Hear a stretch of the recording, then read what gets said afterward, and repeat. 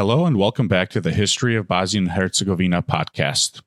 This is episode 3, and I'm your host, Haris Borčić. I hope you enjoyed the last episode, where we detailed the multiple Illyrian tribes residing in the Balkans and their relationship with the ancient Romans and Greeks. Today, I'm picking up right where we left off, looking at how the Illyrians rose to power and eventually clashed with Rome. It would take centuries of back and forth fighting before Rome fully conquered these lands and turned them into a Roman province. So, let's jump right into it.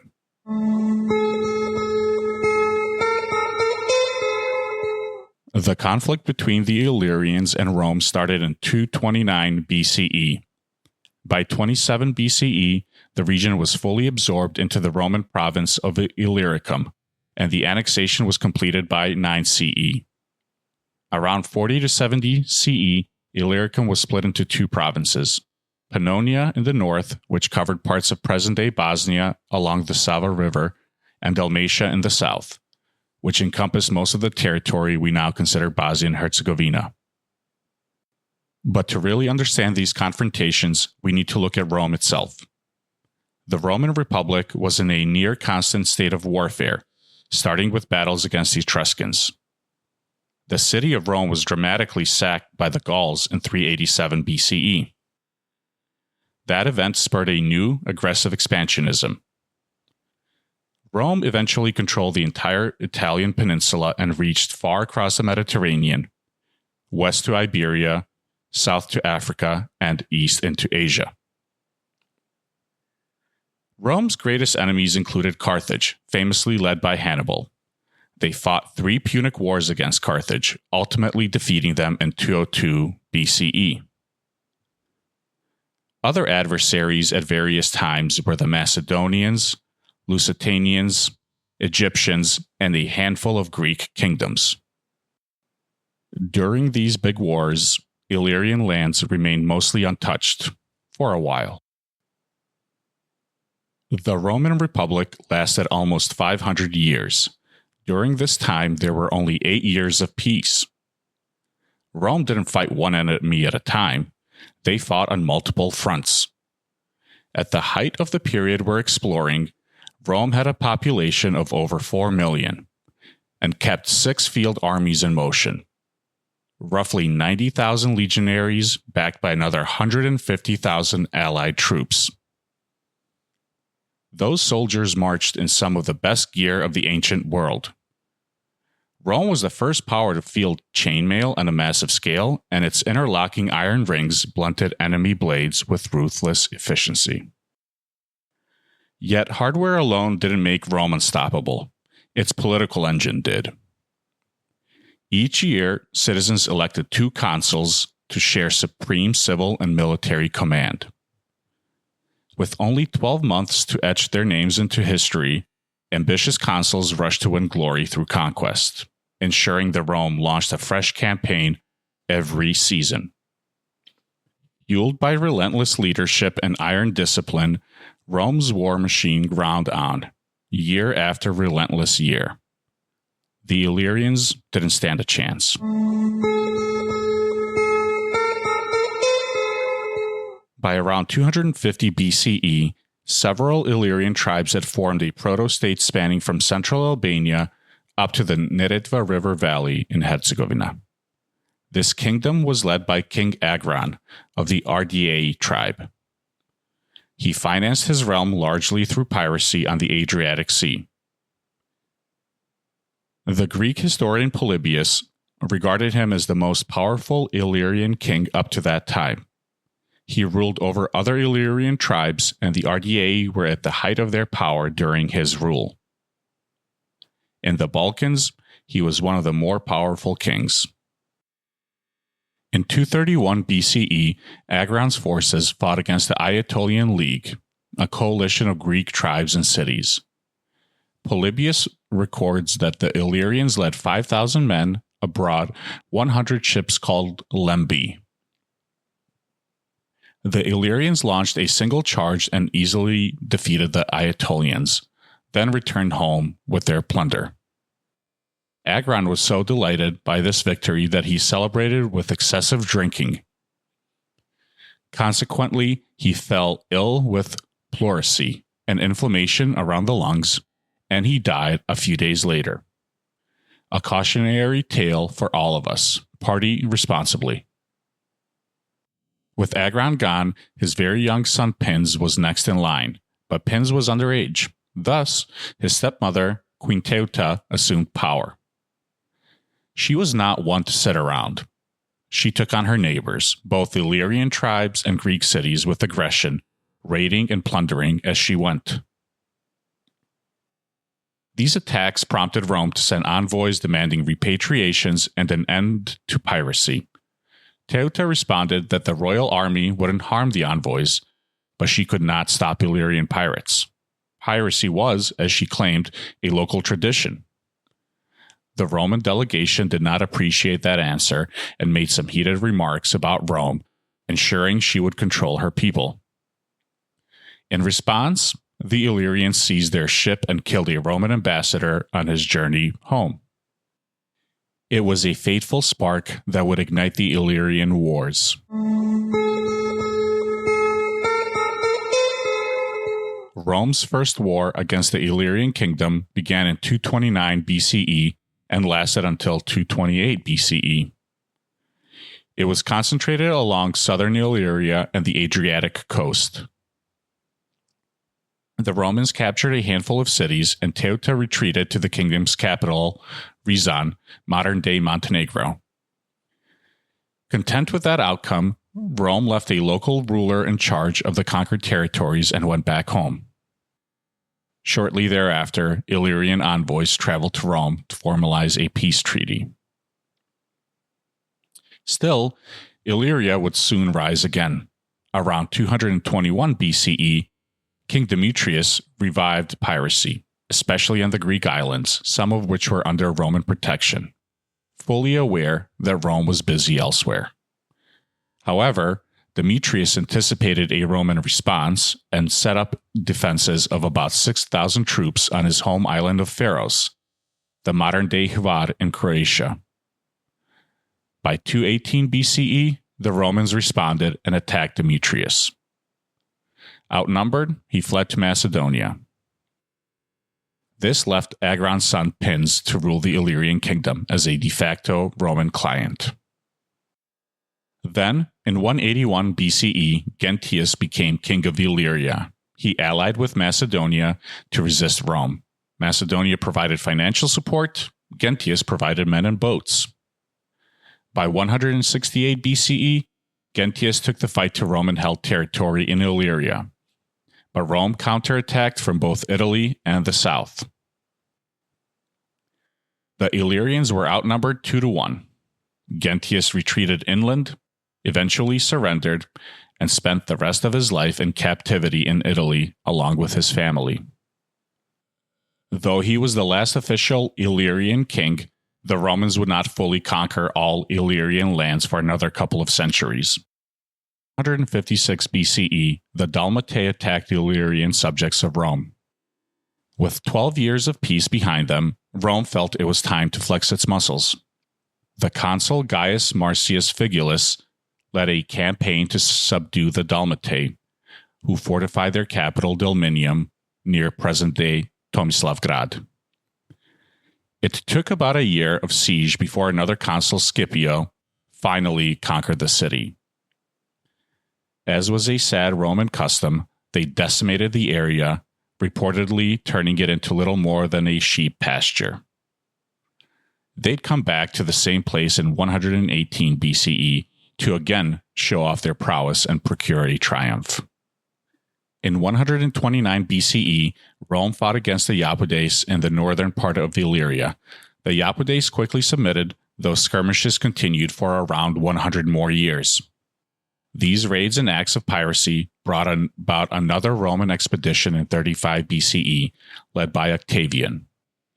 He crossed the Velebit mountain into the Lika River region, besieged the city of Segesta, modern-day Sisak in Croatia, for about 30 days, and then returned to Rome after the city fell. But Octavian wasn't done. In 34 BCE, he moved south against the Dalmatae, culminating in battles near Promona and Sunodium, around modern-day Croatian cities of Knin and Šibenik, respectively. After another victorious trip home to Rome, he again returned in 33 BCE to advance toward the southern Illyrians near the Neretva River Valley. By 27 BCE, the Illyrian lands were completely under Roman control and became the province of Illyricum under Octavian's personal rule. Constant rebellions in the region required Rome to maintain a large military presence there.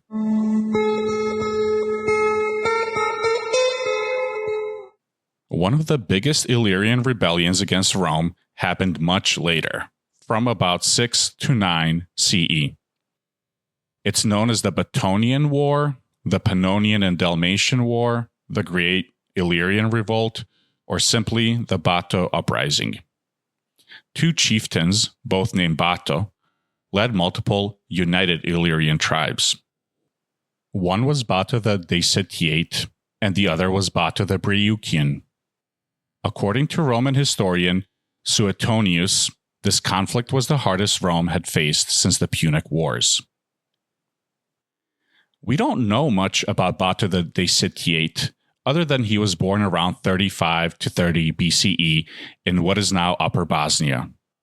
Many historians state that he was some sort of tribal leader with both political and military responsibilities.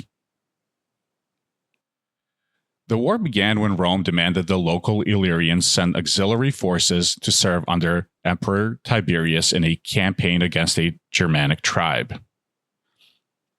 Bato refused, defeated a Roman force, and soon joined up with Bato the Breucian. Roman records claim the Illyrians mustered 200,000 infantry and 9,000 cavalry, though ancient numbers are always questionable. The Illyrians split their forces into three groups. One invaded Italy, another invaded the Roman province of Macedonia, and the third stayed home to defend their territory. Rome responded by sending 10 legions, roughly 50,000 soldiers, plus auxiliaries, allies, and mercenaries, all under Tiberius's command. Bato the Daesitiate fought in Salona, near present-day Croatian city of Split, where he was defeated and wounded, and withdrew north. Eventually, Bato the Breucian surrendered to Rome on the bank of the river Bosnia, but was subsequently captured and executed by Bato the Daesitiate for his surrender. The war continued until 9 CE, focusing on Dalmatia. The mountainous terrain and narrow passes gave Illyrians a defensive advantage, but an especially harsh winter and famine eventually wore them down. The major battle was fought at Arduba, near modern-day Zenica. Conflicts among the Illyrians themselves led to tragic scenes. Roman historian Cassius Dio wrote that some women, preferring death to submission, chose mass suicide by throwing themselves into a burning fire or into a river. In the end, Bato surrendered after being promised amnesty. When asked why they rebelled, he famously replied, "You Romans are to blame for this, for you send us as guardians of your flocks, not dogs or shepherds, but wolves." He spent the rest of his life in Ravenna, Italy. Rome then divided the province again to undermine any future Illyrian unity and heavily punished the population, reducing the region to small, scattered villages.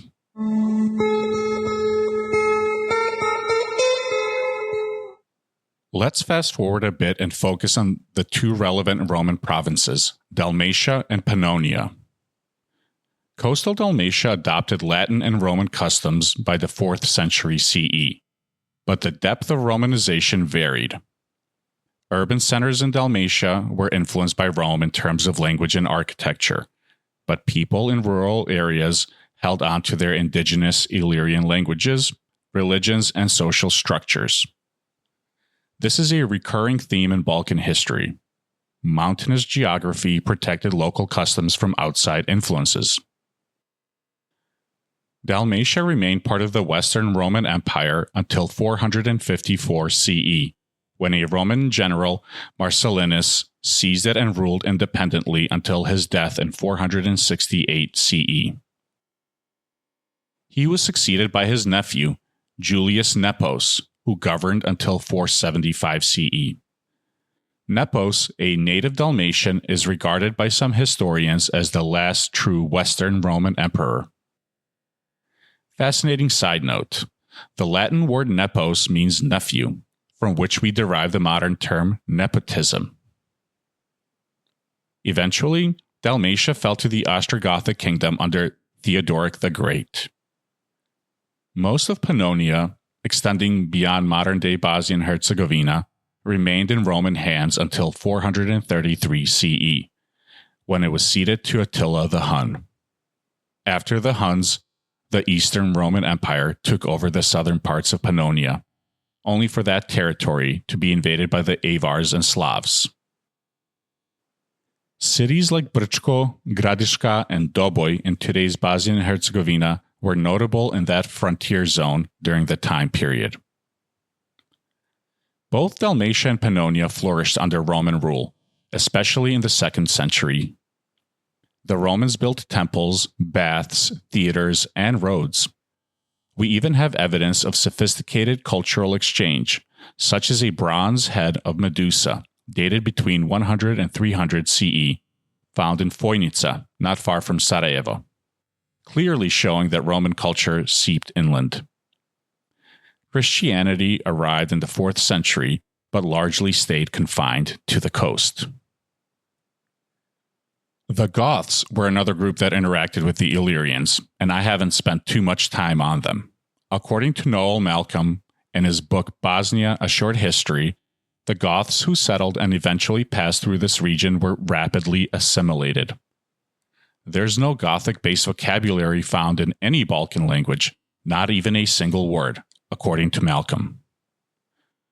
A relatively recent mythology had developed, claiming that Croats and Bosnians actually descended from the Goths. Malcolm emphasizes there's neither historical nor archaeological proof of such origins.